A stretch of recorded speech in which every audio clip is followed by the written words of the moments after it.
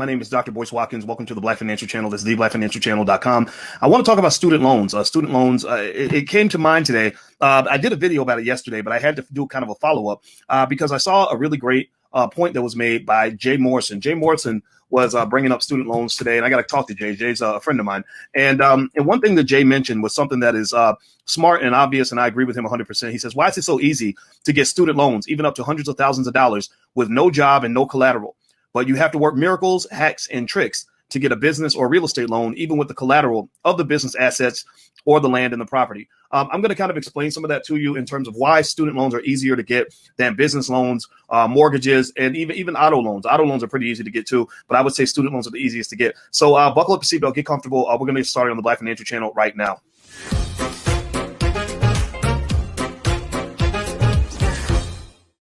Hey, what's going on, guys? My name is Dr. Boyce Watkins. Welcome to the Black Financial Channel. This is theblackfinancialchannel.com. Get comfortable. We're going to talk about student loans today very quickly. We're not going to be in here for too long, but I wanted to address this issue. We talked about this yesterday when Joe Biden announced that he is going to help remove student loan debt. I encourage you to go to theblackfinancialchannel.com to check out that video, because in that video, I was explaining that a lot of the student loan debt crisis was actually created through a bill that was heavily supported by Joe Biden back around 2005, 2006, in which they made it illegal for you to write your student loans off during a bankruptcy. So if that bill had never been passed, a lot of you would have been able to get past your student loans by simply declaring bankruptcy and just leaving it to Jesus. But instead, you're stuck with it. The student loans stick with you like a bad STD, and basically you're kind of stuck. I even jokingly refer to some of that as financial STDs, but that's not the worst financial STD you can have, but it is relevant. It doesn't go away. So let me kind of dig into this and ask you guys. Give me a yes or no in the chat. How many of you are either in student loan debt or have been in student loan debt and had to fight through it? Now, Smart Work says can't find the Generational Wealth website. It's generationalwealthconference.com. I'll give you the URL. There's a URL on the screen. So go to that URL. You can still sign up for the Generational Wealth Conference. We still have day 2, and you can go check it out. So how many of you have dealt with student loan debt in the past or in the present at all? Give me a yes or no in the chat if you are a student loan veteran. And what I'm going to tell you is this. I don't think you should feel bad, because basically student loans have hammered a lot of people. Let me tell you why. A lot of people have asked this question, so I thought I would answer it real quick for you guys.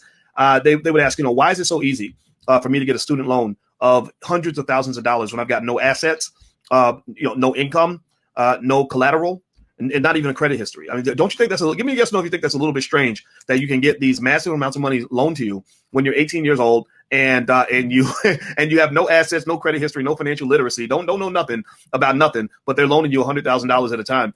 Give me a yes or no if you think that's kind of crazy.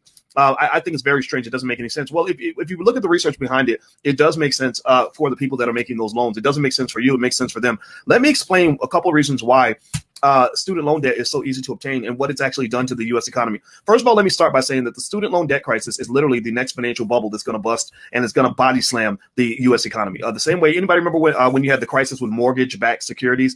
Give me a yes or no if you remember back in the day when you had the mortgage-backed security crisis right before Obama got elected, where basically all these defaults were happening and suddenly the whole financial system was about to collapse. Anybody remember that? Well, the reason that was happening was because they set up the wrong system with the wrong incentives. They were incentivizing people to make loans that weren't backed by quality in terms of the ability of the borrower to repay. It was that simple. And so back then you had the mortgage-backed securities. Now you've got the student loan asset-backed securities, which are similar to the mortgage-backed securities. The mortgage-backed securities are backed by mortgages that people pay. The student loan asset-backed securities, called slabs, are backed by student loans. So these slabs used to be great investments. They allowed a good ROI for the people that loan the money. But now that's not true anymore, because now student loan default rates grow every single year. In fact, I found a chart on Investopedia that I'd like to show you.